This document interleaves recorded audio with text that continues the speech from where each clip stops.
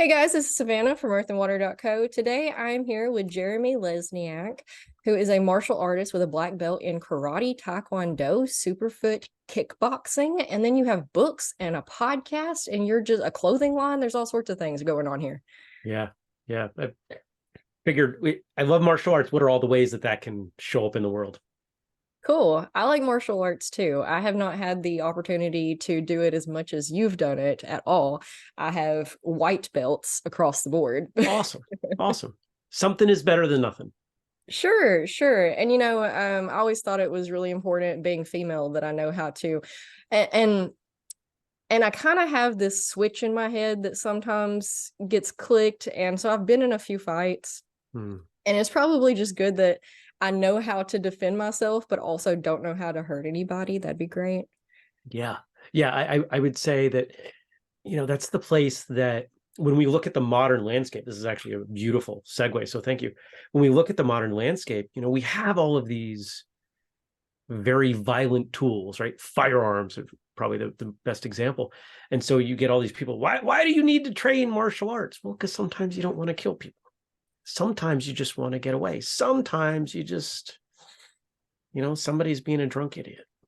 Yeah, and you don't always have those tools on you, which is Right. also probably a good thing at times.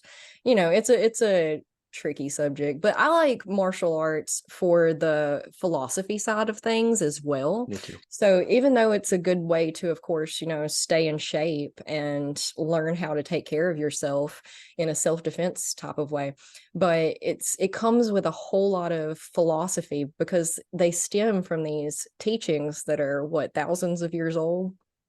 There are disagreements, but yeah, I mean, there's a at some point a long time ago, somebody figured out, hey, not only does working on this stuff help me better on the battlefield, but it helps me better in life.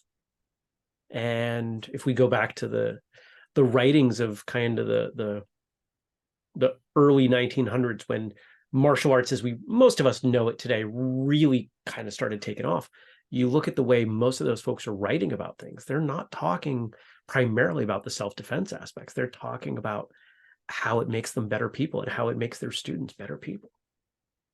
Yeah, it's something I really like about that whole dynamic is pretty well across the board from what I've noticed. And again, I am no expert by any means, Sure. but the higher level belts teach the lower level belts, so it gives you a sense of leadership as well, and it helps you understand your own art better when you're trying to explain it to somebody else on how to do it.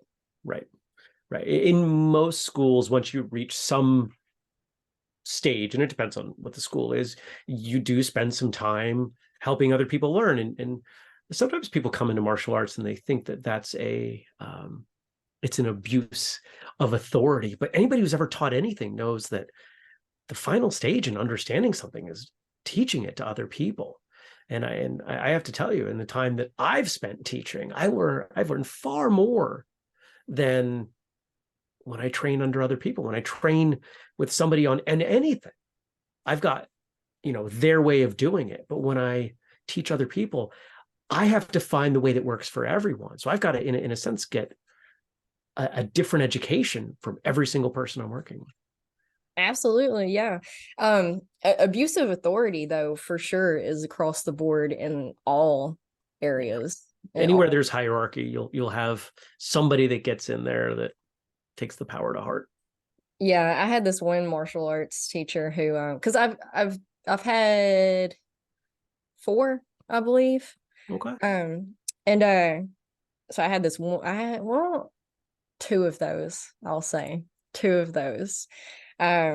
Swore up and down that they were preparing you for the bullies in the world, Mm. and that was like the main thing that they led with is like, I'm preparing you for the bullies because the bullies are this and the bullies are that. And I sat there and watched them bully their students. They were the bullies.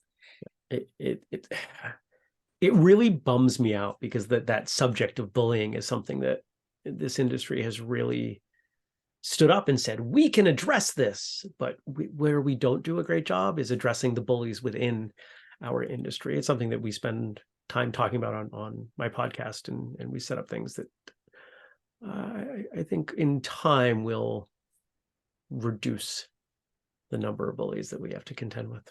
Fingers crossed, anyway. Well, sure. That's the world is just naturally heading in that direction anyway. It's we're becoming more compassionate and more understanding, and there's less and less bullies all the time because we're talking about it and we're Right. addressing it and we're saying, hey, this right here is not okay, and here are better ways of doing it. Yeah. We have the internet, we have podcasts We and do. people who are explaining to us that, a lot of these people don't even realize that they are the bullies, and that's the issue. Right. It's, a lot of it's the way they were raised or anything, but there's a natural aspect to find where you fit in a social structure. Mm. And if that gets out of control, it becomes bullying. If we look back historically, and I'm 44. When I was coming through school, we were kind of on the tail end of this. But if someone was a bully, other kids would gang up on the bully, right? So the bully wasn't left with this carte blanche and school policies that kept kids afraid of sticking up for themselves or saying something. A lot of schools now, maybe even most schools, we're starting to veer from where I'm super comfortable in terms of statistics, but a large portion of schools will say if someone attacks you and you defend yourself, you are also out of school. Mm-hmm. You are expelled for protecting yourself. And that's just the most ridiculous thing I think we could ever come up with. And so it's, martial arts has a lot of solutions for these interesting challenges. Yeah. I put my son, actually both of my children were in Taekwondo for a little while. Oh, that's great. Yeah, yeah. They would still be in it if I could find another location in our area. Mm-hmm. Unfortunately, there's only one location in a 25-mile radius of where we live. So I'd have to drive at least 30-45 minutes to get to another one, which I hope to be able to do at some point. But right now, anyway, we started out, we put my son in it because he's ADHD. Mm-hmm. Which a lot of people aren't familiar with the fact that they think that ADHD is just like, ooh, squirrel brain.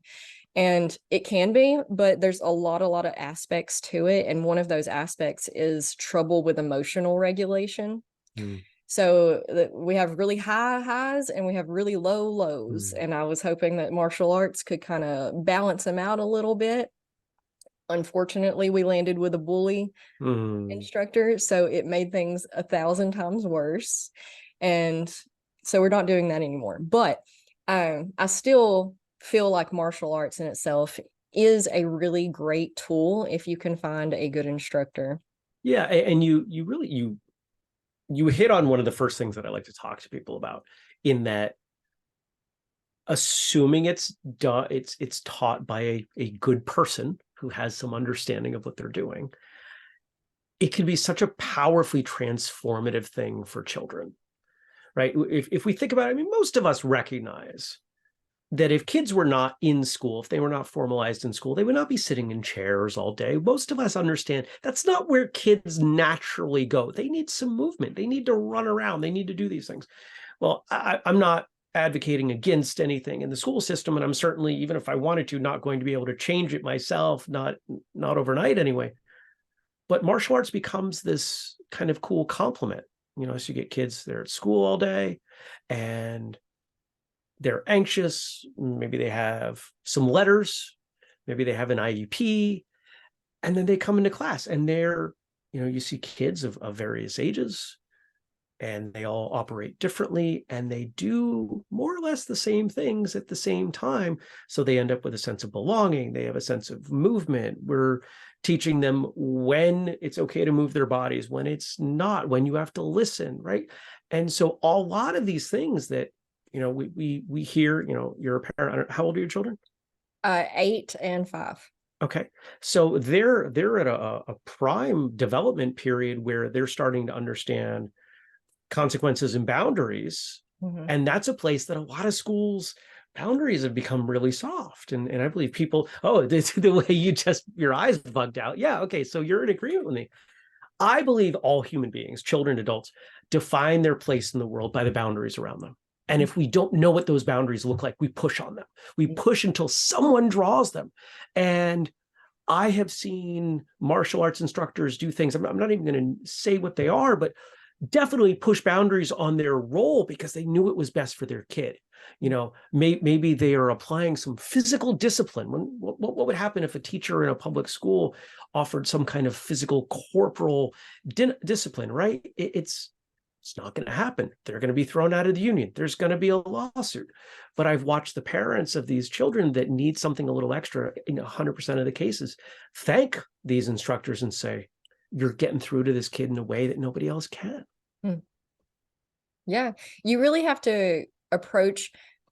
I have a lot of problems with the school system for sure, but you really have to approach each kid on an individual level, and Exactly. just thinking that you can treat every single one of them across the board is what the school system does for one, and but it's also what I've seen a lot of instructors do as well. They just across the board, and then so what works with one kid doesn't necessarily work with another kid, so you have to be a little malleable in how you teach, for sure. Once a martial arts instructor has been at it for a little while, and of course that varies depending on the education they get on how to educate, right?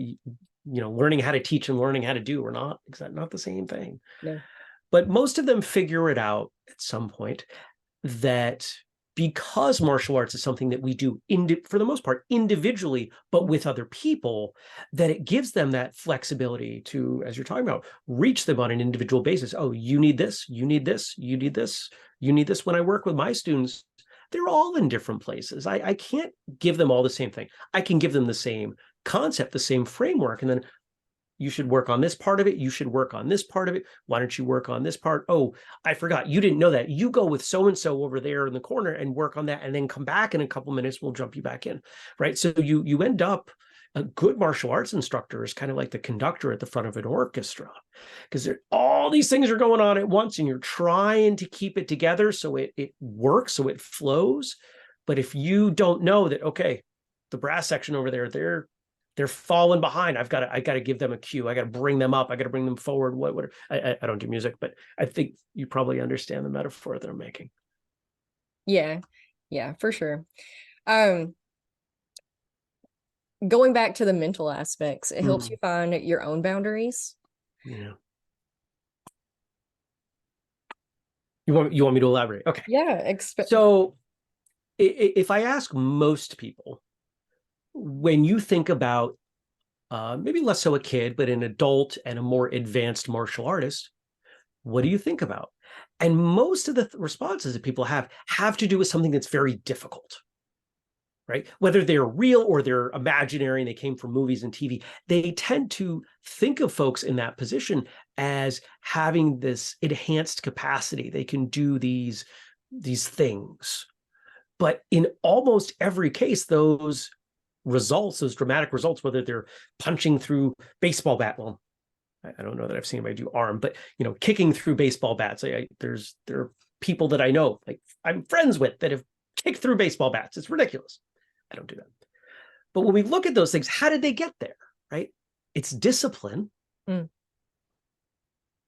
and it's a recognition that there's a benefit, even though they might not see what that is yet. There's a trust, there's a faith in the process. And discipline, when we look at the world, I think it's really obvious to look at the world and say, there is very little discipline here. There really is. People don't stick it out, so to speak, about anything, whether we're talking about personal relationships, romantic relationships, professional endeavors. You have a podcast. How many people have told you they were going to have a podcast, that you inspired them to have a podcast, that they were going to start a podcast? And how many of them actually did? I hear this all the time. Most podcasts don't make it to episode 10. I just recorded with Andrew. What did we record today? Something like 880. Right? Like, we've been doing this a little while. How do you get good at anything? Discipline. And when you recognize that it is you who construct those boundaries by pushing them back, you start to see the world a little bit differently. Yeah, I really like the discipline aspect, because you go into these classes, and I saw there's a huge revolving door in the martial arts classes. Even people will come in and try like 3 classes and be like, no, I cannot believe you're not teaching me anything. All I've done is the same kick 500 times this week. And then that's literally what it takes is you have to, because you don't realize until you hit the next level what you are actually trying to accomplish in the first place. Just like everybody's familiar with the Karate Kid, wax on, wax off, and all of that. Paint the fence. What does that have to do with anything? It's hard to know until it clicks, because you have to do it 500 times before it clicks. And you can kick that punching bag 300, 800 times and just be like, this is the stupidest thing, kick. This is the stupidest thing, kick. But you got that discipline and you just keep on going. And then, the 854th time you do it, you're like, hold on, wait a second. I just realized something. I just realized that this is completely different than what I've been trying to do. And this is what he's been talking about the entire time. It makes so much sense now. And that translates across everything in our lives. People think that a grand life is created by grand gestures, this one thing that you did, this whatever, it happened in a minute, 30 minutes, changed your life forever. And the truth of the matter is that does not happen very often. And honestly, those instant changes are often not the changes you wanted. There's more of like having things ripped out from under you is the things that happen quickly. But it's the day-to-day repetitive habits that you choose that seem boring. They seem like they're not doing anything. They seem like they're making no progress. But then if you just continue with it 2 years from now, I mean, a 1% change every day is a 365 change in a year. That's a huge Even difference. more if you compound that interest. Yeah. Right? It ends up being significantly more. And the reason I jump on that is because that's something that I'll tell people. If you just try to get 1% better at something when you do it, it looks like you're not even moving at the beginning, but you get to a point where you're like, holy cow. And how you do anything is how you do everything. So if we don't have, a good ability to practice discipline at work or at school, or maybe in certain familial relationships, I can go practice that in my training. And that makes me better at the other things. I had one of my students come to me, he's a newer student, and he's been with me, I think it was about 3 months at the time. And he came to me and said, thank you. And I was like, well, why? What's going on? I make decisions easier. He's in construction.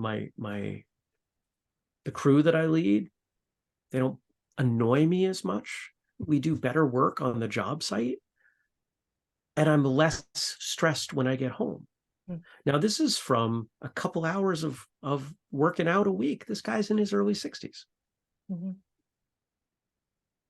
And what I love about that story is that story, even though people don't talk about it often, that story is common. That sort of, oh, I just realized in hindsight the benefit of what I've been doing. Yeah. And that's what discipline is, right? To be disciplined about something requires some faith that it will be worth it down the line. Yeah. I don't know if you know this or not, I teach yoga. So, and it has there's a lot of cross factors in yoga and martial arts. And one of those things for sure is one of my teachers was telling me, you're in a stretch, it's really difficult. And the same thing, if you're sitting there doing, you got to do 300 kicks before you're allowed to go home. It's really difficult. It hurts. You want to quit. You're tired, but you just keep on doing it and keep on doing it. And what that helps you with off the mat, out of the studio, is that, you know what? I stuck it out in that, which makes this right here a piece of cake. Exactly. So like, it's painful for a lot of people to sit in traffic, to go the speed limit, to sit in a line at the DMV, or like whatever. It's painful for them to be able to Yeah. do that. But if you can sit in a stretch for 3 minutes that you hate, if you can hold the pose for 5 minutes that you hate. We used to, when I did Tai Chi, we did a standing meditation at the beginning of the class. Every single class was 25 minutes of this pose that you had to hold. Your knees are bent. It's almost a squat. It's so painful. You're shaking by the end of it. Yep. And if you can stick it out and stuff like that, then you get over into the line that you're waiting in at the pharmacy, and you're like, you know what? At least I'm not over there. At least I'm not doing that. At least I'm not sweating. And Right. If you look at a lot of older cultures, they have those elements, those transitions into adulthood. And I believe that's why. Because you go through this challenging thing, and maybe it's not physically challenging, maybe it's mentally challenging, maybe it's emotionally challenging. And once you get through that, you've got that to look back on for the rest of your life. Well, I made it through that, so I'm capable of doing this big, scary, difficult thing. In a lot of martial arts schools, a black belt test or any kind of significant testing is often quite challenging, and you leave, maybe a little banged up, maybe kind of tired and sweaty. And you can look at that the next day and say, I can make it through this meeting. I made it through 2 hours of people, knocking me around, and they weren't even tired. I was already tired. I can make it through this 20-minute meeting of so-and-so rolling on about the same thing they said last week.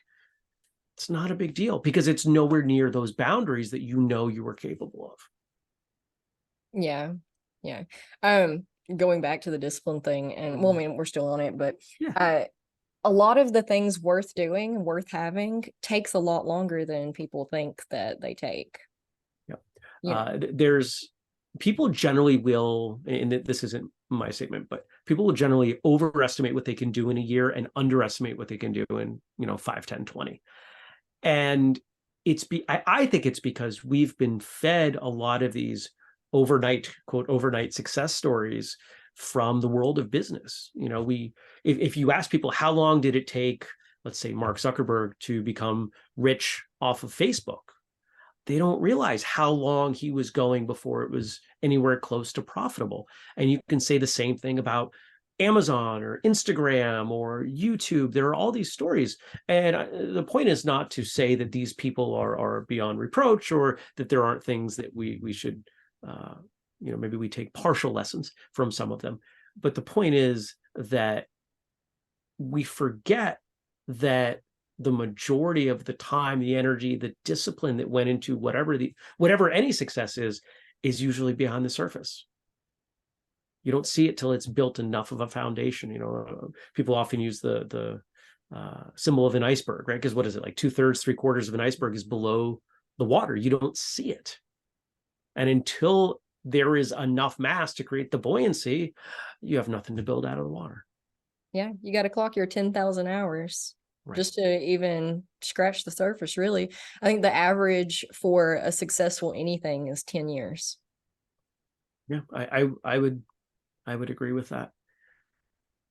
How many people are willing to put in 10 years on something? Very few. Yes. And it doesn't take much investigation to find where that's causing problems.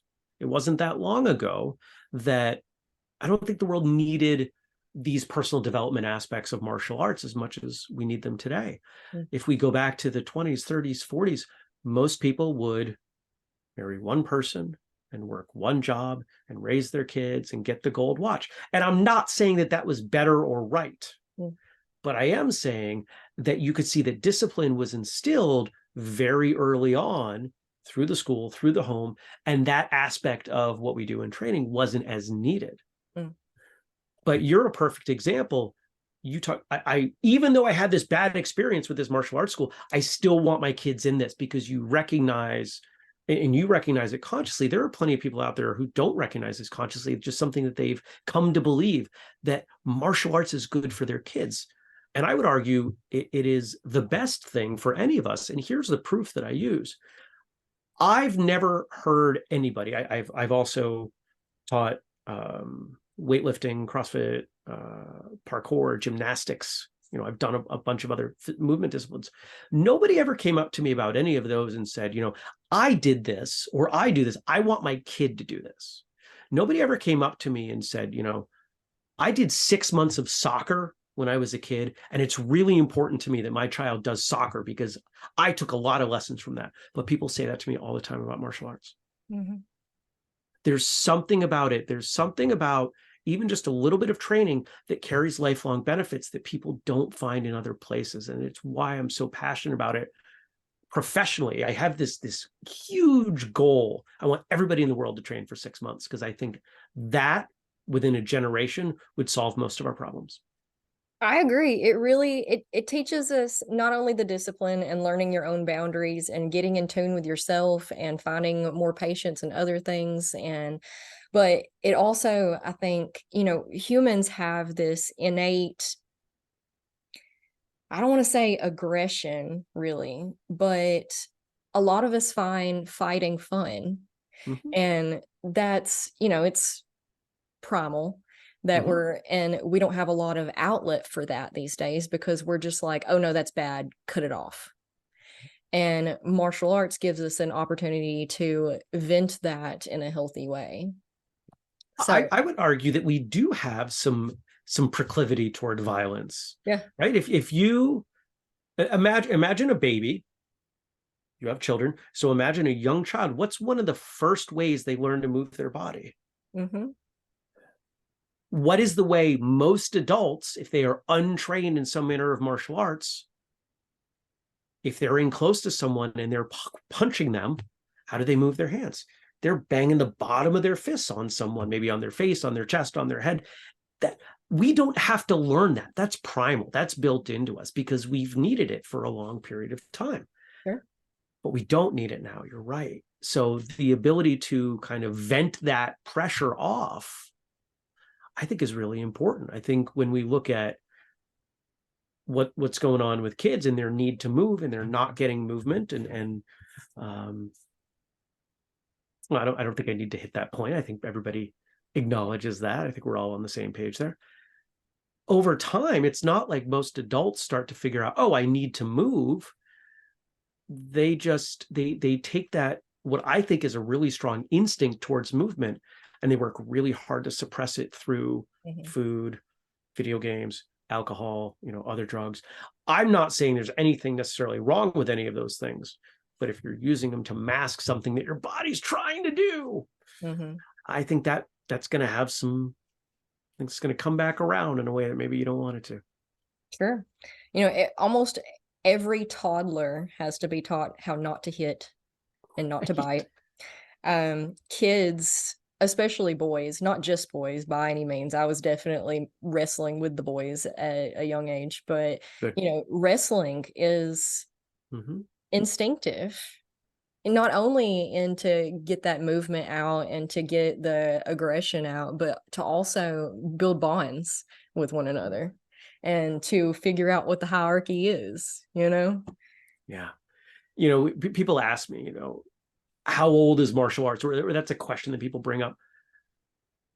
My girlfriend recently moved in with a new roommate. They each have a cat. Took the cats a couple of weeks to become friends. And then the cat started to play. One of them had never lived with another cat. And I think the other one had only lived with another cat for a very brief period of time. You could watch the evolution in their play fighting. It was rapid. It was fascinating because one of them would come up with a strategy. And then a couple days later, the other one would be using it. And then they'd have to go back to figure out something new. So if cats are doing that, and I've seen dogs do that, it doesn't take very long from, I'm hitting people on top of the head to somebody figures something else out that gives them a leg up.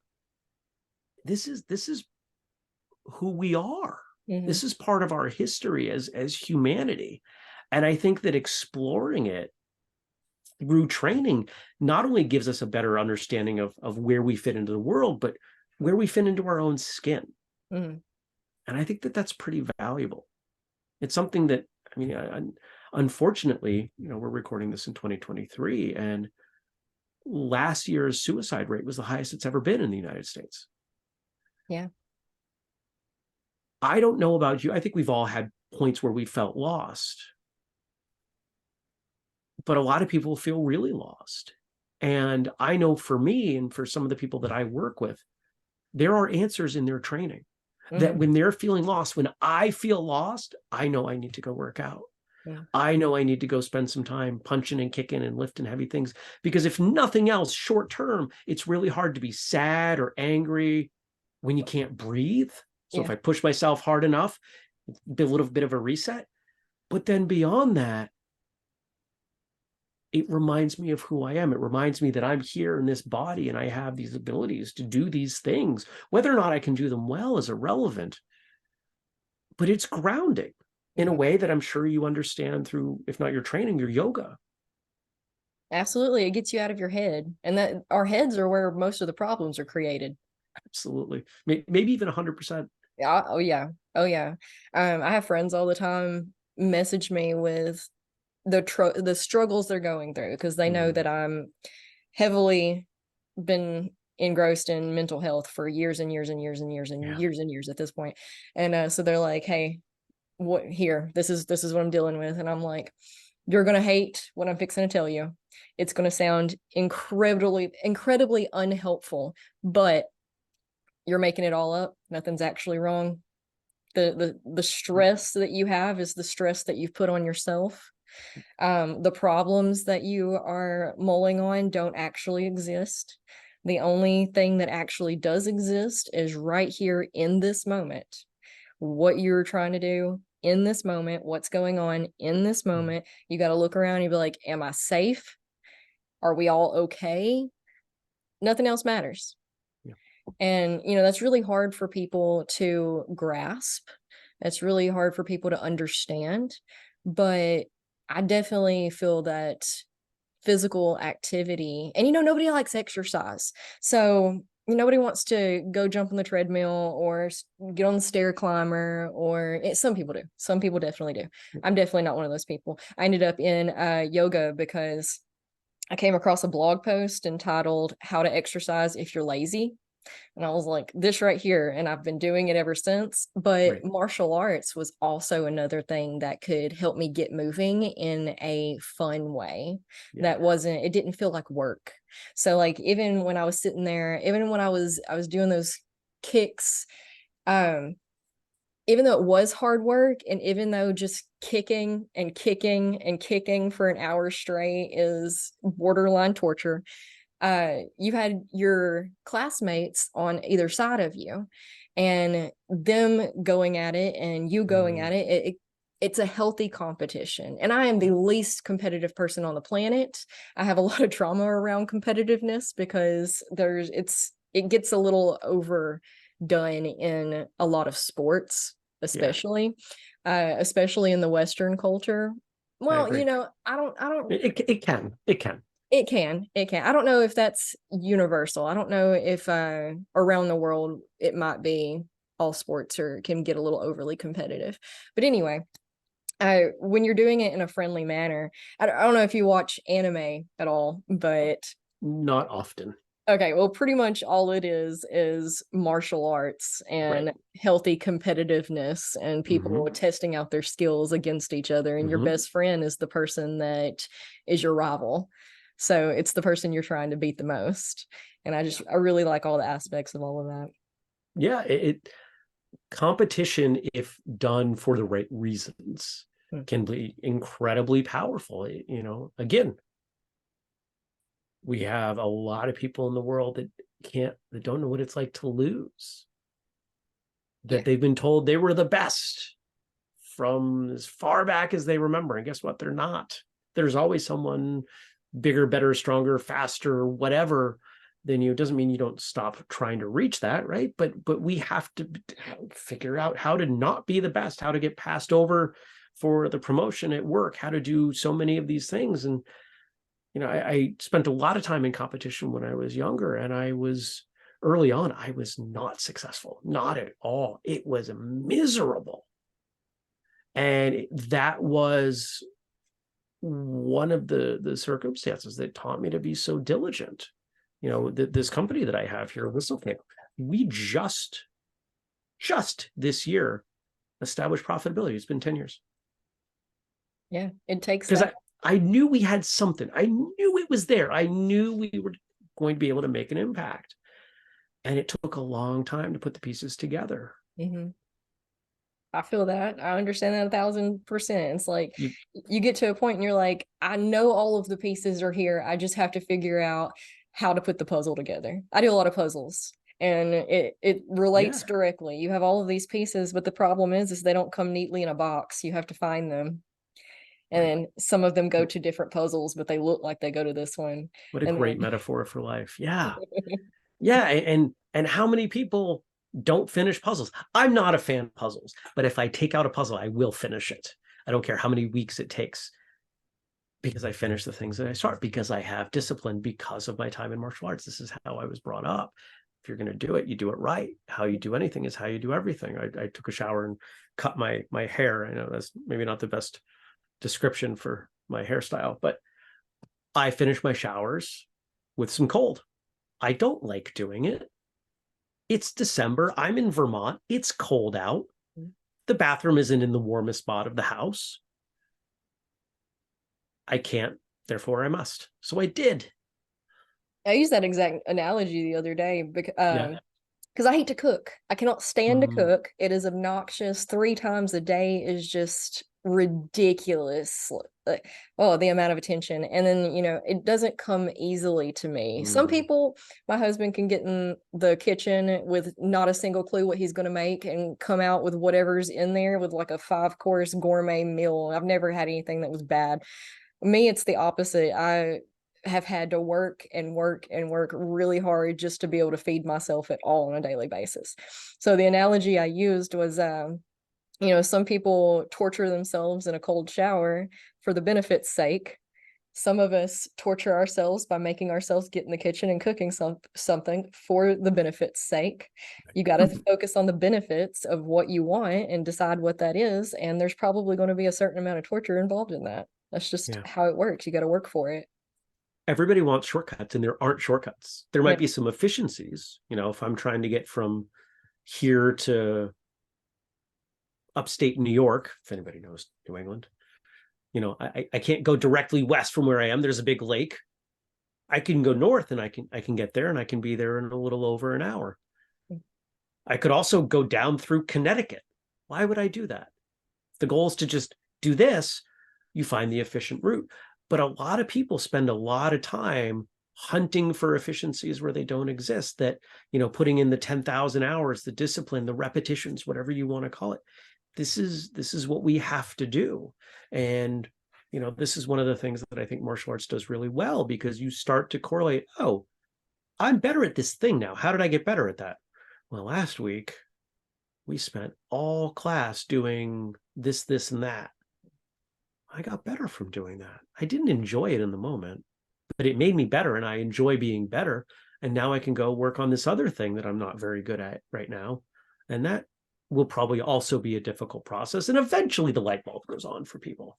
There's a huge overlap in the martial arts world with people who have their own businesses. I don't have the data. I've not found anyone who's done that study.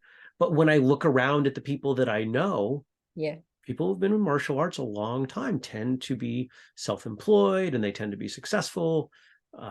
If they do work in a corporate environment, they tend to be higher up on the chain. There's a lot there, and it's from, working those muscles. Yeah. I tell my son all the time, he'll spend 30 minutes trying to find a shortcut to something that would have taken him 10 minutes if he would have just done it. And that's what most people, I think, fall into. They spend 10 years trying to look for shortcuts and easy ways to do this or that, getting healthy, having a good, I hate the word diet, because diets don't work, lifestyle changes do. And that's exactly what I'm talking about right here. They'll try 18 different diets for 3 months at a time instead of just start working on your habits, dude. Right. You have to label it. Because what they're trying to do is they want a temporary effort for a permanent solution. Mm-hmm. And that very rarely exists in life. Mm-hmm. There are, I think martial arts might be one of them, right? My statement, you put in 6 months, it's going to give you lifelong benefits. That seems to kind of break the pattern, but I can't there's no meal I can make that saves me from having to eat again. I can't get clean enough in the shower that I never have to shower again. It's always going to be necessary. Mm-hmm. And yeah, people look for those shortcuts. Now, that's not to say that spending 30 minutes finding the shortcut for the thing that takes 10 minutes isn't worthwhile. If you've got to do it over and over and over again, and Sure. that shortcut now saves you time, that's worthwhile. Mm-hmm. Oddly enough, people don't do those kind. Mm-hmm. They want the one and done. Mm-hmm.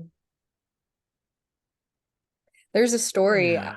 I wish that I knew. I heard it like 10, 12 years ago before I was conscious enough to be paying attention to who was saying what. I was just like, oh, that's a cool story, and moved on with my life. But there's a story that I heard about this martial arts expert who was invited to come study with some monks who, that's all they do day in and day out is this type of martial arts. And he was so excited, and he got there and he was like, what are you going to teach me? And the monk told him that he was going to teach him how to throw a punch. And the dude was so upset. Do you know who I am? Like he had been on, whatever. He was a big name which is how he got invited in the first place. He was like, I know how to throw a punch. I want the secrets. Tell me the good stuff. And so this monk, there was a candle, and he threw a punch at the candle, stopped a foot out or something, and the candle went out. And he was like, can you throw a punch that efficient? And the guy was like, well, no. So what he taught him was how to throw a punch. And the moral of the story is that there are no secrets to success. Nobody's holding out on you. The secret is discipline and consistency. That's it. And then when you think you know how to do it, go talk to everybody else who knows how to do it. And I bet you'll find a deeper level of the basics, but it's always just the basics. There's something that happens in the business world, in the startup world, and I've spent some time in that world, that I think is really interesting. And a lot of people, if you've not been in this space, you might find this surprising. When people start pitching their idea, when they're trying to raise money, they're very secretive. They're very quiet. They want everyone to sign these non-disclosure agreements. My idea. Hmm. But the people who've been doing it for a while tend to talk a lot more openly, because they recognize that it's not the idea, it's the execution. Mm-hmm. It's you taking that idea and running with it. And very few people are going to, even if you spoon feed your brilliant idea, you could give them all the plans. Most people will not be successful with it because they're not going to put in the time and the effort. Yeah. I agree completely. That's gatekeeping. And there's been a big wave lately, especially with the internet and its prominence, of people breaking down all of these gate-kept secrets to the industries. Like, for example, the music industry has always been notoriously incredibly gate-kept. And once you get in there and you figure out, once all the doors start coming down, you see that pretty much anything you want to do is really simple. It's on a foundation of like 10 to 20 basic steps, and that's about it. And then you just have to master those steps, and ta-da. But yeah, like you said, nobody wants to do that every day, and that's what you have to do. And that's why you have to figure out where your lane is specifically, so that you can figure out what you're into doing every day and what goals really drive you to do the thing every day. One of the things that I have the opportunity to do when I travel, I teach. And one of the things I'm most passionate about teaching is how to learn better, which is not a subject that's often discussed, and especially in martial arts, because for most of us, martial arts is I show up to a class, I'm told what to do, and I do it. but we still have the opportunity to have some say, whether it's training at home or, maybe you're an instructor. So I share these things. And as I've gotten more experience with it, I've gotten better at teaching them. And I've come to realize that there's a formula for progress that occurs for absolutely everything. Mm-hmm. It's not just martial arts. And here's the formula. At the intersection of safety and discomfort, you have to hang out there frequently and over time. That's true. So if I want to get better at martial arts, if I want to get better at a particular thing, I have to be uncomfortable with it, meaning doing something that I'm not great at yet. Mm-hmm. But I have to be safe while I do it. Because if someone's asking me, practice this move while I'm getting punched in the head for real, I'm not going to be able to focus enough energy to progress. I'm going to protect myself. But if I do it in an environment where I feel safe, I'm safe and uncomfortable, and I'm in that environment frequently for a period of time, frequency and duration, I have to do it more than once, and I have to do it for a bunch of time, I will progress. You could say the same thing about math skills or yoga or cooking in the kitchen. Podcasting. All of it. Everything. It's that intersection. Safety, discomfort, done frequently over time. That's how progress occurs with everything. And I would nobody's been able to give me a counter example yet. I would love somebody to give me one, but until I find that, this is the quote magic formula. It's really simple. You just have to figure out what you want to plug in. Yeah, absolutely. People all are really quick to be like, oh, I could never. You can if you want to. It's just a matter of wanting to. You just got to show up. That's literally it. You just got to show up and give it your best. I was really bad at Tai Chi. The forms, I can't remember forms, and like my muscle memory just never would click with that one. I think because I didn't understand how what we were doing pertained to other things. So it was like, okay, we're just doing movements. Sure. But you just got to show up, and you'll take away from it what you need to take away from it. That's another thing, is you have to be open-minded about your results. If you're doing it for XYZ, you have to also understand that XYZ might actually not occur for you in this situation, but you may get CBA out of it. You're going to get something. You're going to get something to be able to take away and integrate that takeaway into other aspects of your life, always. Martial arts gives back exactly and only what you put in. And there are very few things that you can say that about. And the reason you can say that about martial arts is, you're talking about the varied output. I can show up to the same class you do. We could train side by side for years, and we will progress in different ways. Yep. Because who we are as we show up is different, and our deficiencies are different. And a good instructor is going to coach us through our deficiencies differently. And I'm going to become a different, hopefully, better. I will be a better version of myself from that effort. You'll be a better version of yourself for that effort. And you might also need to find your flavor of martial arts, because like, again, I was terrible at Tai Chi, but my instructor yelled at me a lot. How are you not getting this? I don't know how I'm not getting it. But jiu-jitsu, I loved that. That was more intuitive to me, for sure. So you just have to find your flavor of things. Keep trying it until you do. I like using analogies when I talk about things, because not everyone's done martial arts. And so you'll have someone, and sadly, they will have had a bad experience with martial arts. And they'll say, okay, you ever had a bad meal? Well, sure. Did you stop eating? You ever had a car that wasn't reliable for you? Did you just go buy a horse? And martial arts is very much like that too, in that there are so many different styles taught by so many different people in so many different ways, that what I recommend to people is forget about style. How much time do you want to put in? What days of the week do you have available? What martial arts schools are within the distance you're willing to drive that fit with that? Then make your decision about which ones you want to check out. The best school in the world that offers classes when I can't go is irrelevant. Mm-hmm. Any training is better than no training. Yes, and that's another thing that drives me insane. A couple of instructors I had felt like everybody needed to be there every single day for 4 or 5 hours a day. And man, did you have to give them like a written excuse to why you didn't show up to class that day if you didn't come. And Yep.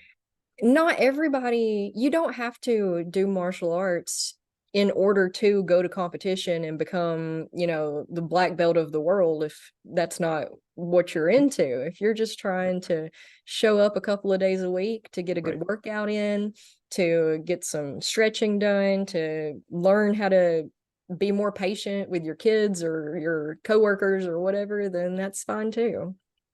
Fortunately, the experience you're talking about, I'm not going to say it's uncommon because it's not, but it is not the majority. And as time is passing, we're finding less and less of that.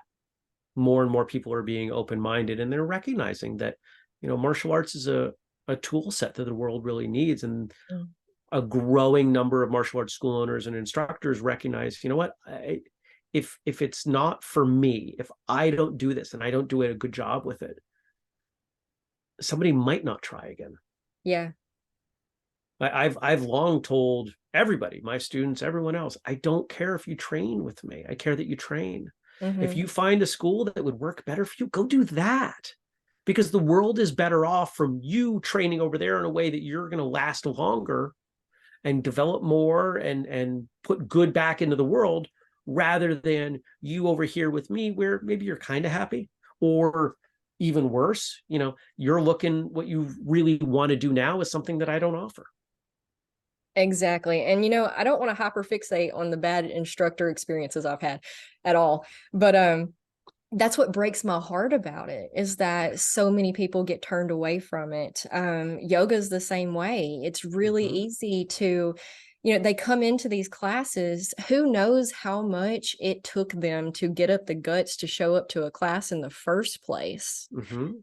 As an instructor, as a person in that position of leadership, you want them to come back. You want to teach them the benefits and teach them that where they're at is perfectly okay, and the Mm-hmm. progression that they're making is perfectly okay, and not to compare themselves to the student next to them who you don't know. Everybody's built Right. differently. Everybody has different situations and circumstances that they're working with, Mm-hmm. different life things getting thrown at them. You don't know. You don't want to deter them away from something that could change their life. And as a leader in that industry, you should hold that over all else. Yeah. One of the things that I tell martial arts school owners, because I do some consulting, it's a really simple formula. Make sure they have fun and make sure they learn something. Now, implementing those two pieces is not necessarily simple, but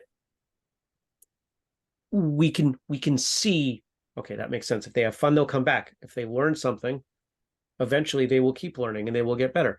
And you can say the same thing about yoga. You can say the same thing about most businesses. You give people a pleasant experience and then give them some of what they have asked for, and they will continue. They will continue to come back. And most of them get it right. They could get better. We could all get better, but most of them get it right. Some of them, I think, they flip it. Once you learn everything, then you can have fun. Well, that's not really the way the world works anymore. The world needs to have fun. Or they just teach exactly how they were taught by Well, that is fist and rod. many. That is many. We exist in an industry that is just starting to figure out how important it is to Mhm. make sure our teachers know how to teach. Seemingly every other industry figured that out a long time ago. We are just figuring that out over the last 10, 20 years, but we're getting there. Yeah, I am super excited about the progression of martial arts. My town used to not have any, and now we have one. Great. Better than Right, yeah, zero. You're it is a moving great forward. start. And You see them popping up in the surrounding cities a lot Mhm. more.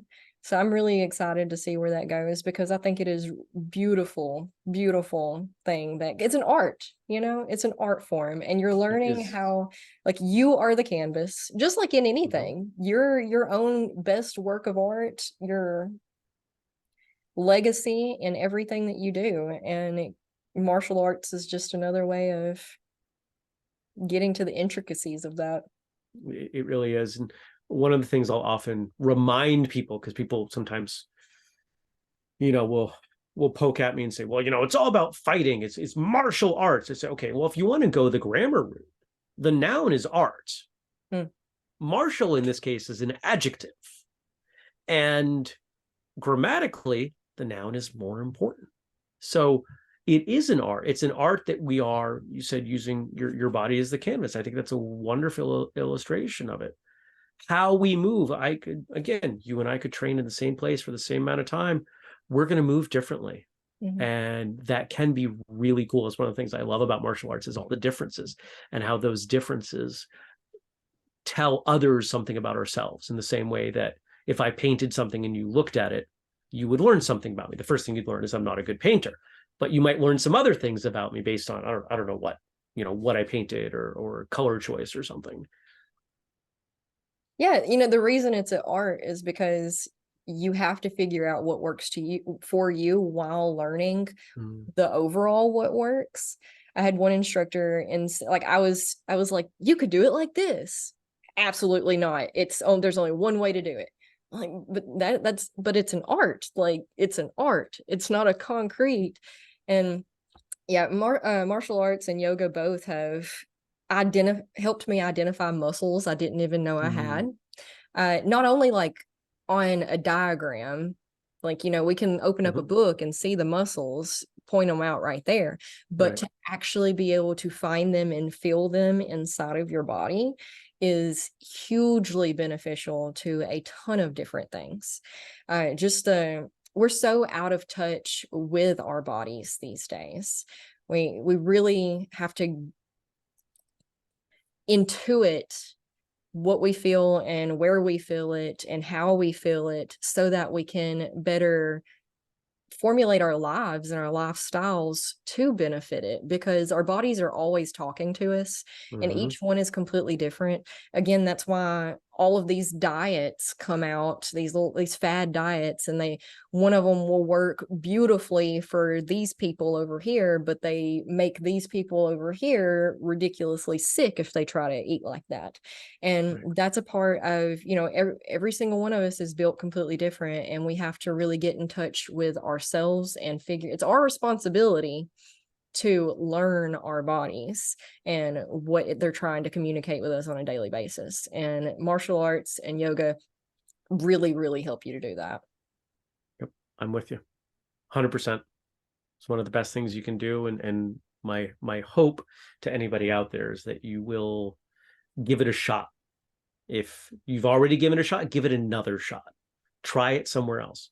There is, just as there is no perfect choice, there's no completely wrong choice, because you're going to learn something. And if you train somewhere for a couple months and say, I kind of want this, go find that. Yeah. And then after a few years, if you want something different, go. I would rather see people training for the love of training and taking those benefits. Whatever color might sit around your waist is secondary. Absolutely. Yeah, I try. You may have to create what you need also, Mm-hmm. because I had to do that. I went to, because yoga, what stuck with me the most, what I was most interested in with yoga, is the philosophy stuff, Mm-hmm. which is also probably what got me into the martial arts, is like the energy work underneath it all, Yeah. which we didn't touch on at all, but it's a Nope. thing. Just people, just like the monk punching at the candle and it blowing Mm-hmm. out. You could call it wind or whatever, but it's, energy nonetheless. But the philosophy stuff, and yoga is really largely taught as an exercise only. Yeah. And not so much the philosophy stuff. So I had to not only try out 18 different teachers, but then go to school myself to become it. And but if you're interested enough and you want to enough, then that's easy. It's not easy, but it's not so much a chore if you enjoy it. So yeah, absolutely don't give up. If it's not what you expected it to be, go try somebody else, go try a different style out, and just keep bouncing around. And then once you've tried out all the avenues, bring it all together and see what you've figured out. Completely agree. All right, well, this has been really fun. It was a really quick Yeah, thanks for hour. having me on. Appreciate Yeah, it. please Oh tell wow, it. it was an hour. It was, yeah. Tell everybody how they can find you. How many books do you have? I don't know. That's a lot. I don't know. I stopped counting. There are a handful that I'm really proud of that we did. Did one called 12 Months to Health. It's all about applying discipline and habit to simple, and most of them are even free things that you can do. Here's the first one. Here's the first month, and this is how important discipline is. Drink a big glass of water when you get up every day, and you would be surprised at how many people have written to me and said, I thought that this was crap. I thought you were exaggerating. It took about a month, but it changed my life. Yeah, glass of water. And so it's 11 more things like that. People are like, it can't be that simple, but it really Yeah, is. It really is. it's got to be simple, right? Safe, uncomfortable, frequently for a period of time. Right? It's the solution for everything. I wrote a book called The Martial Artist Handbook. I've got a novel called Faith that's about a semi-post-apocalyptic environment where there are no guns, and the protagonist has to use martial arts. So there's like choreography throughout because I That's want to cool. turn it into a movie. But the best place to find what we do, it's whistlekick.com. And we have a podcast, and we have an apparel line, and we host events, and we sell protective equipments and home training programs. We do a whole bunch of really cool things, and I'm really blessed to lead an amazing team who keep turning out great things. The reason I don't know how many books we've done is because I have a team, and we collaborate on a lot of these, and so I'm involved in many of them. But I don't know, 15, 20, something like that. Yeah, it's a lot of books out there. For sure. Yeah. I was trying to look on. I was like, is his name as the author on all of these? And yeah, well, Yeah. you have really cool dragon hoodies. Those are awesome. Yeah. I don't have any dragon hoodies in here yeah, if people are interested either in martial arts, or if they like really good stories, our podcast, we do 2 episodes a week, and the Monday episodes are just interviews with martial artists, but more, it's not tell me why you started doing this. It's a lot more, it's freeform, very much like this, but I like to steer the guests into telling the stories of their lives. So Yeah, if you like biography, autobiography, then you might also find them interesting. absolutely. And post-apocalyptic martial arts novel really has my attention. So Okay, great. I'm gonna go look about that and root for the movie. Send me your address. I'll send you a copy. Oh, okay, cool. Thanks. All right. Well, I will link all of that close by so that people can find you. Thank you so much for Awesome. being with us today and sharing all of this with us. Thanks for having me on. Appreciate it. Had fun.